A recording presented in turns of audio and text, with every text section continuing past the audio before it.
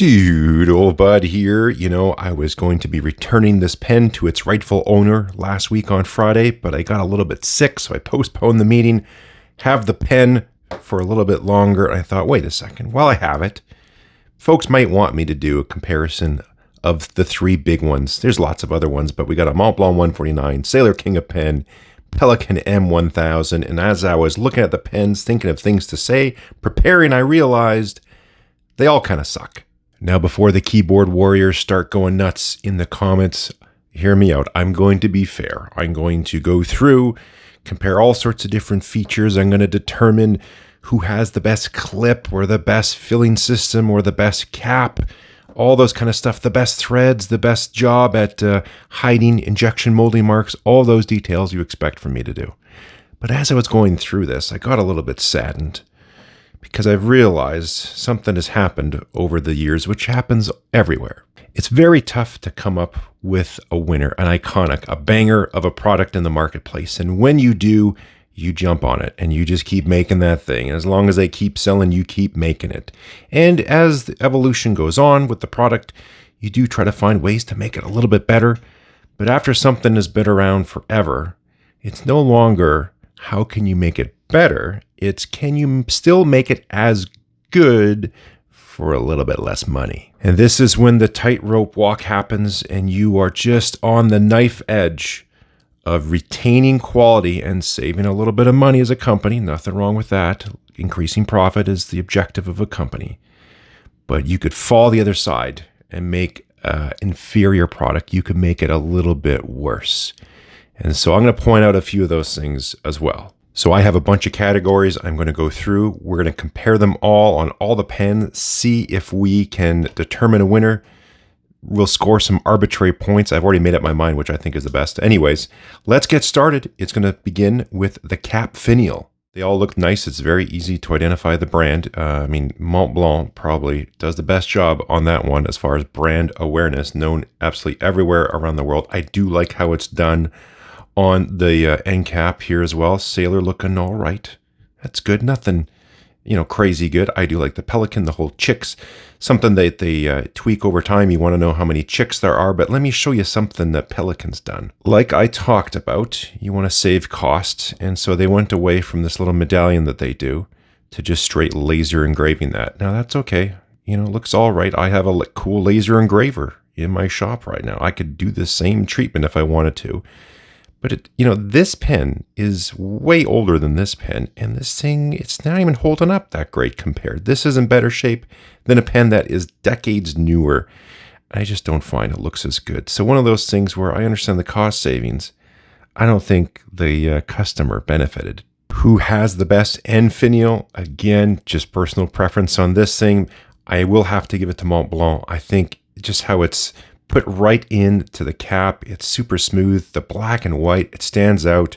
And it is by far the most recognizable end finial there is on a pen. Next up, let's look at the clips. So here we go. Let's start off with the Sailor. Standard looking clip. Nothing crazy as far as details that makes this one more distinct or different than other clips that are out there, but it's well executed. The plating's really good. The springiness is good. It's not too stiff, but stiff enough. I like that. Let me get you in close. Now this clip, like many others, it's stamped out. So that's a piece of sheet metal that gets stamped, it gets folded over, bent around.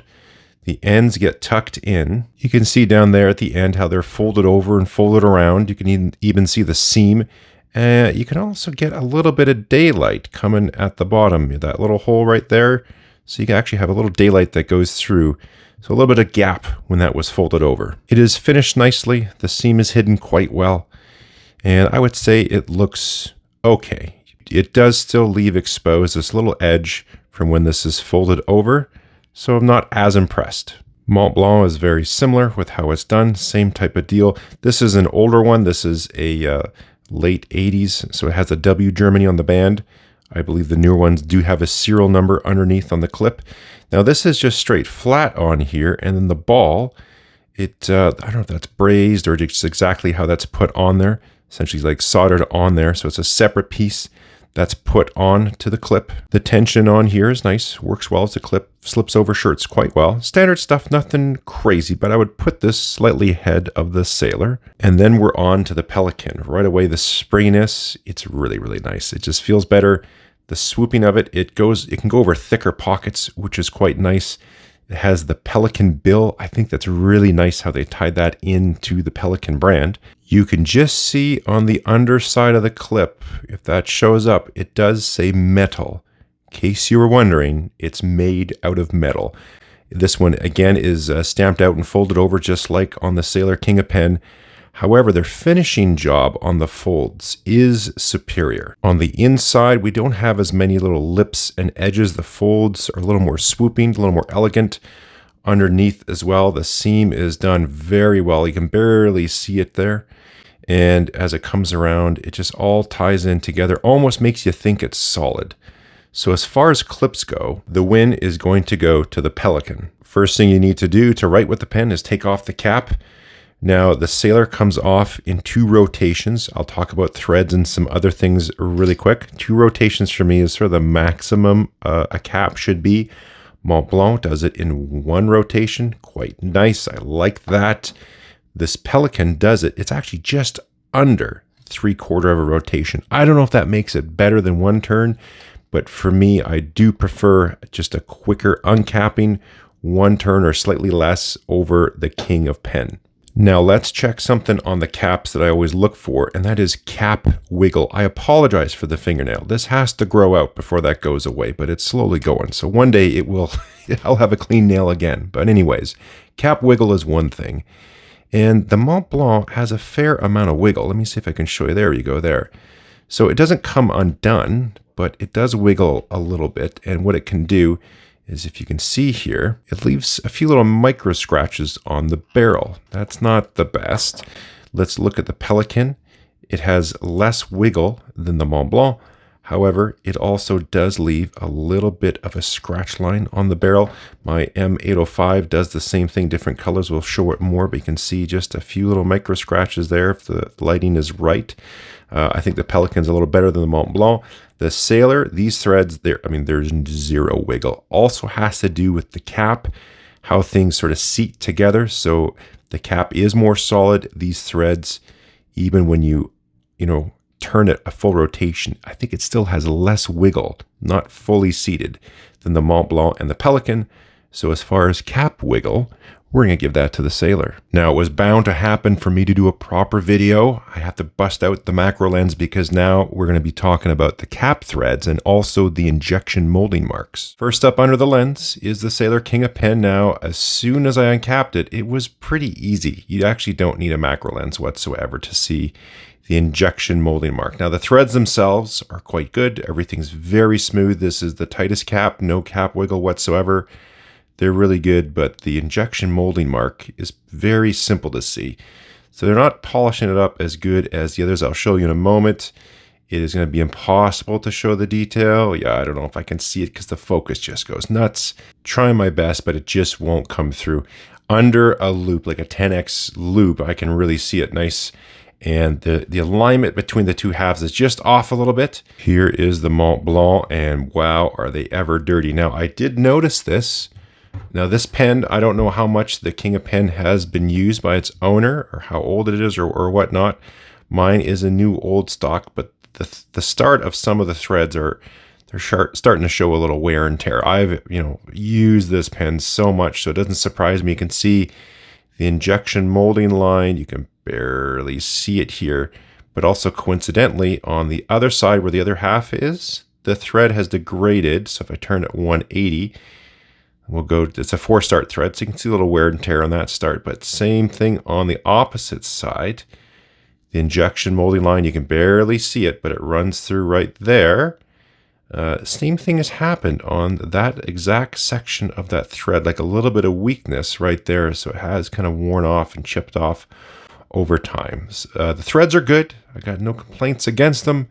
More cap wiggle, the most cap wiggle, but it's a single it's a quadruple start thread, so it's a single turn to remove the cap, but a little more gnarly on these ones, at least after more usage. Now on to the Pelikan. The injection molding line is, there you go. You can just see it there.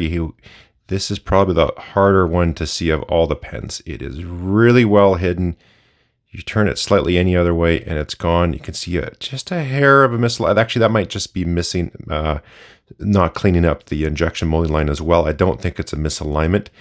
But one thing on all these threads, this little detail. So that is a blunt start, also known as a Higby cut.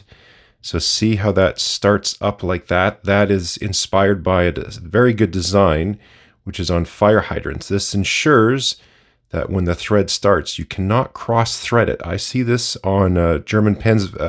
Faber-Castell, Graphon Faber-Castell does this with their threads as well.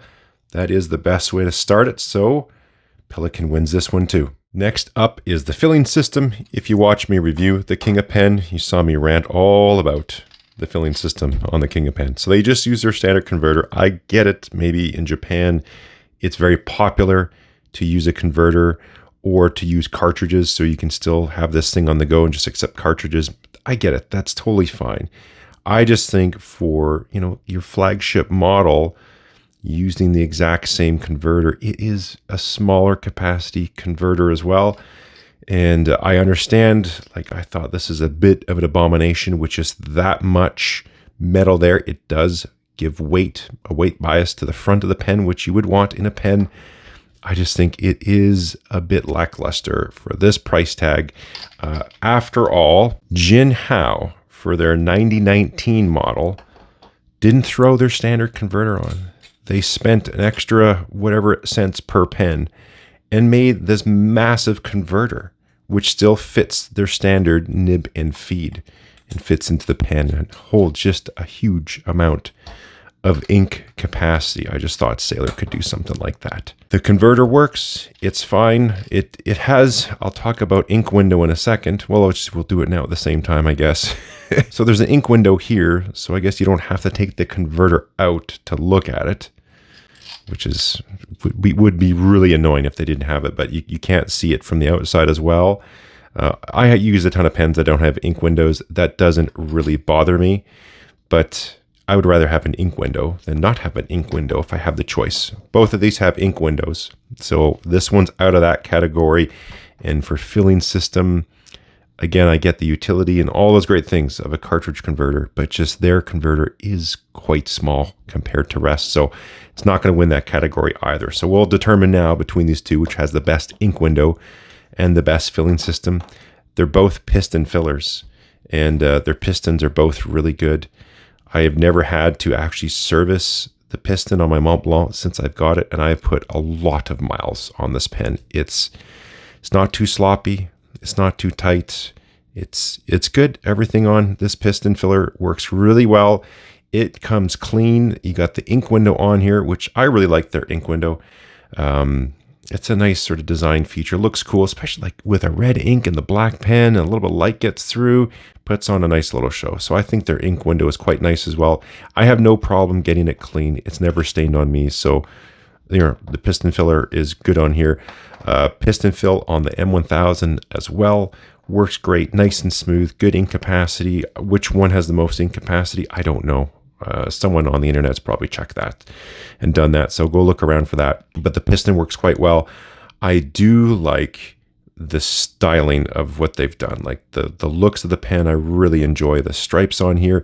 It does function as an ink window. However, this is where Pelikan cheaped out. Their new ones no longer have the full body ink window. They quote that they were not able to get this to the right quality anymore. And so on. Now I guess it's just a lower part has a bit of an ink window. I don't buy that. That's just going to be a straight up cost savings. There's no other way to explain that. I have right here. This is like a 1951 to 54, I believe, Pelikan 400, and they've been doing it since then.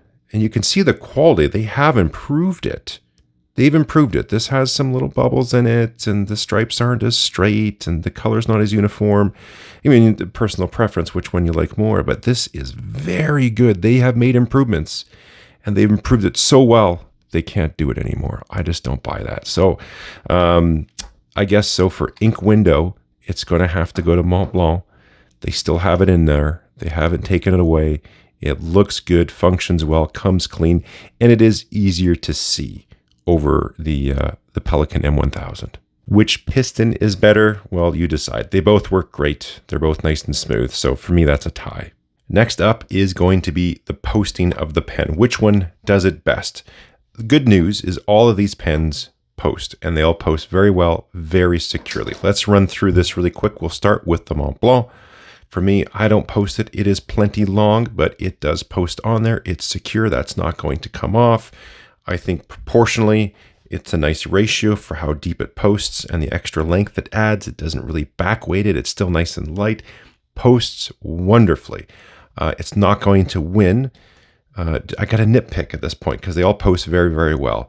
So on here, the cap band is back here. It's not here. So you are just a little more, I don't know, if you just do something wrong or just when you're posting it, I don't know, you would be a little more likely to chip this edge just because you don't have that little layer of protection that the cap bands on the Pelikan and the Sailor do. So even though this posts wonderfully, I got no problems with how it posts. We gotta split hairs here. Pelikan M1000 is quite good. Has the cap band that's there as well. It's got a, I don't know, it's not an edge, but it's, kind of crispy. It doesn't scratch at all. So this is one thing I was always worried about with my Pelikan. This again posts nice and deep. If you want the extra length, you get it. It seems a little bit longer, like it almost a little too long, but anyways, I think it's fine. If you hold up nice and high, it's still comfortable. Doesn't really back weight it. I was always worried that it would scratch the barrel. I don't post this pen that much, but I haven't seen any scratches developed. The M800, the M805 I have here, I always post it when I write with it. I like that extra length on here. It is just perfect. I have 0 marks on this barrel, and this thing is just glistening. There's no scratches from the posting, so that's great. But I just do find they all post wonderfully. They're all great. I would give it to the Sailor. We have the best protection on the cap, so we're not going to crack it anywhere. This is very sturdy. The smoother edges over the Pelikan, and it's not going to, you can see there's even larger gap. It's not going to, there's no way this is going to scratch the body whatsoever.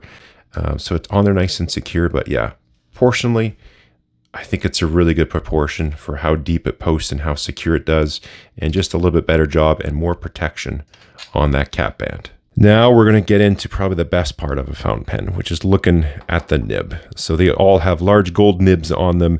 The Sailor is at a slight disadvantage because it doesn't have the two-tone. I find the two-tone nib looks the best on these gold nibs, but it looks nice. It's well made. I do love the Sailor logo. It has changed over the years.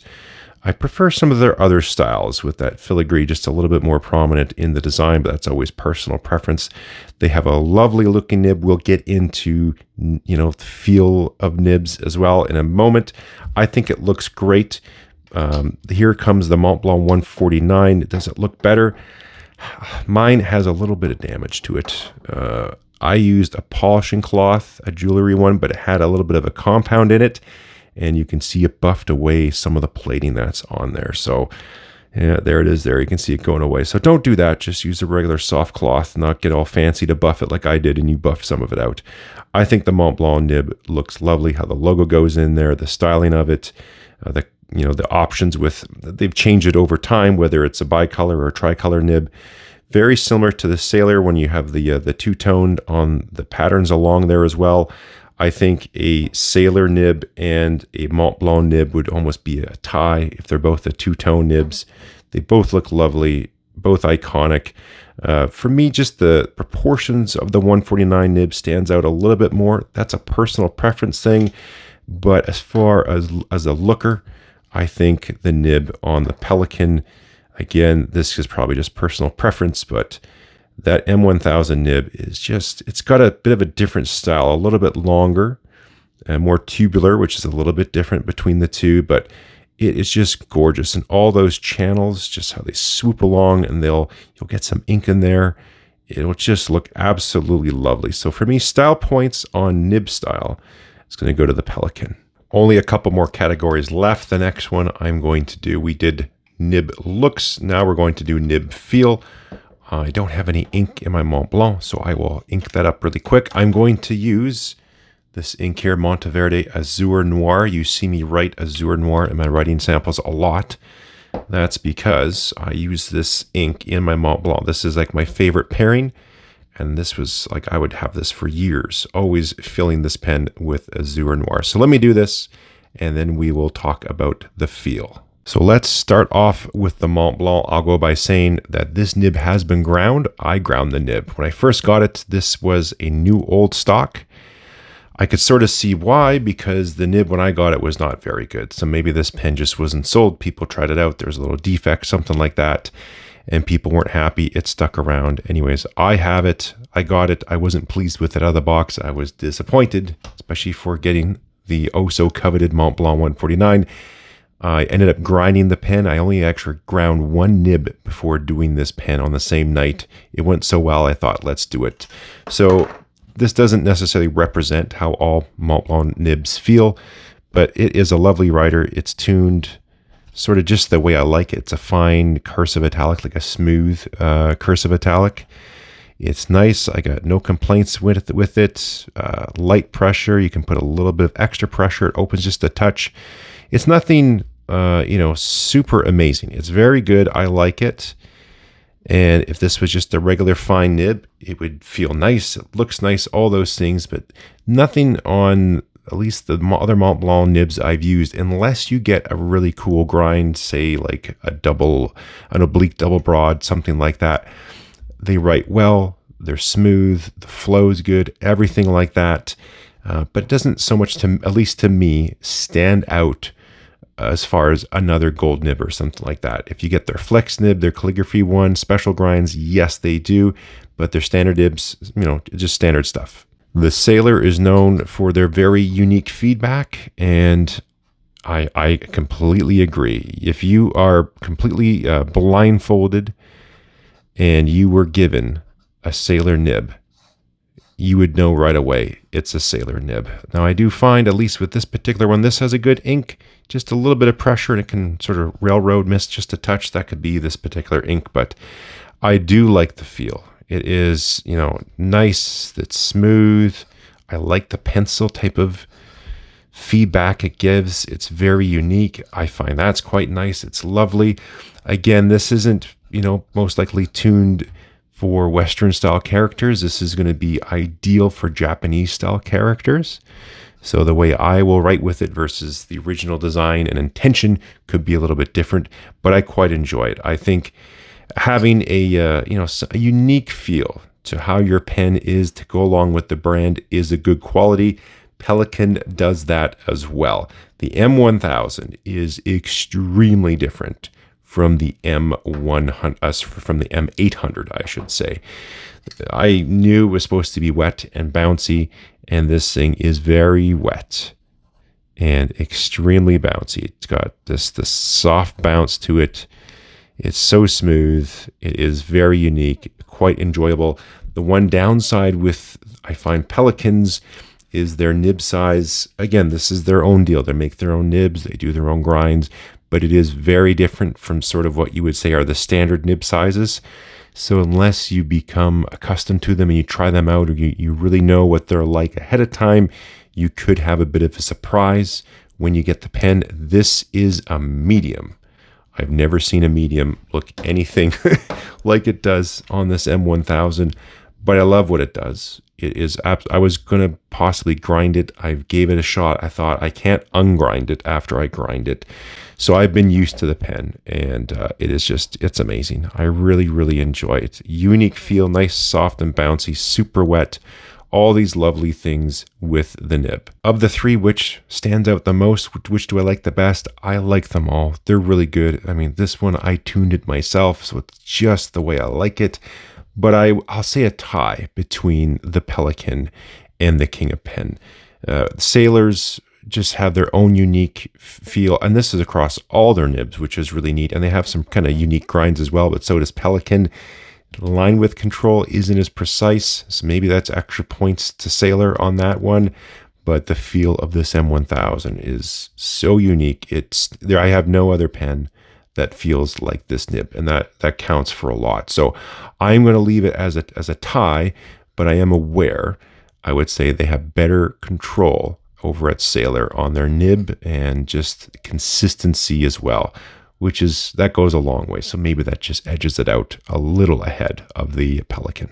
Just did a quick sample off camera on the back side of the page, just wrote Azure Noir for all of them, just so you can see they all look nice. They all have their own little style and nib characteristic. This is just a regular medium nib, but it feels like no other medium nib I've ever used. Fine cursive italic, and this is the Pelikan medium. Again, very different. Writes like no other medium I've ever used before as well. Final category is colors before we get to my pick. Montblanc is going to produce this in black, and that's kind of all you're going to get. Sort of keep the allure of the prestigious brand, but instead of allure, maybe it's a bit of an illusion. After all, it's injection molded plastic. It is exceptionally well made, but I guess it just goes with the style. They want to keep that classic black pen, but it would be nice if they did a little something as far as a color perspective on more offerings and not charging insane money for that. The Pelikan is lovely. Now, on the other lineup, they seem to have more colors, especially like the M600s and 400s and 200s. They really can do all sorts of fun stuff. Every now and then you get it on the 800, the 1000. Again, it could be a bit of a flagship thing, which is maybe what's going on with the 149. They keep it simple. The most common ones you can get are the all black or this with the green stripes. Sometime you can get that gray stripe, the Stresemann one that they have. Other than that, you're getting insanely expensive limited editions to have some other type of color offering. With Sailor, they've at least capitulated a little bit to bring some of the fun colors they have in their popular Pro Gear series, their 1911 series as well, some of those other models, and they'll bring them every now and then to the King of Pen. It's not as common. The offerings aren't as wide, and they charge more to use essentially the same plastic in their cheaper pens to go into the larger pen. And sometimes it's a lot, like an extra $100 or $200 just to use the same plastic that they use in a different mold and put a few more pellets into the mold for this one and go, oh, here you go, $200 more.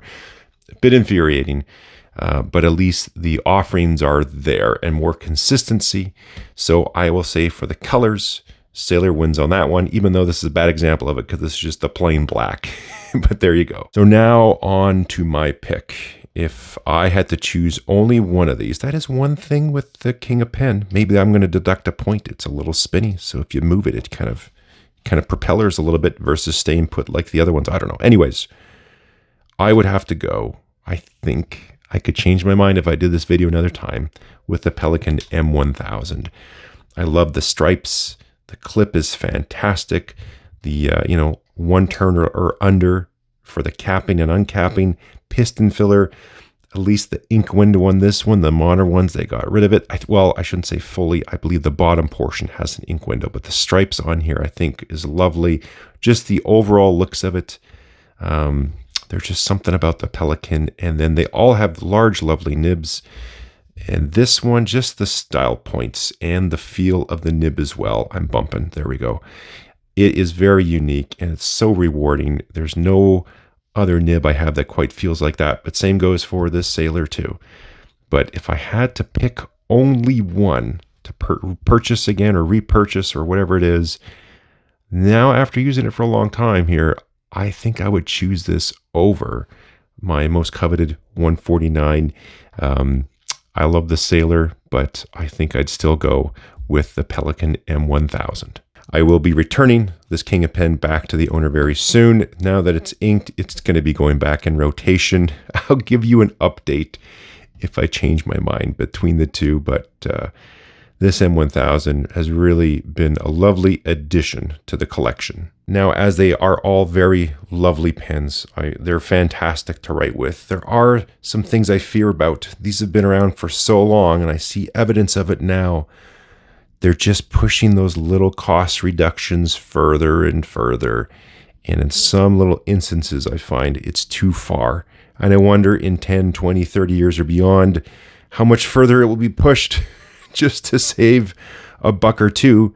But then what excites me are the King of Cheap. Jinhao does something like this. They come out with a big nib, but they back it up with a new huge ink capacity on their new converter. Such a reasonable price. So this actually does bring me a little bit of excitement with these ones. But I do prefer these pens over my Jinhao. It's a great pen, super affordable. I love how it's accessible to pretty much everybody. That's great. These are not accessible to everybody, but I do enjoy them quite a bit. They are very refined, sit lovely in the hand. They look gorgeous. You can feel the difference, and I do appreciate it. But I worry, like I said, how much lower will it go? In quality, never will be in price. Anyways, we'll leave it there. Subscribe, comment, thumbs up. There'll be some stuff in the description. Click around if you choose. We'll catch you next time.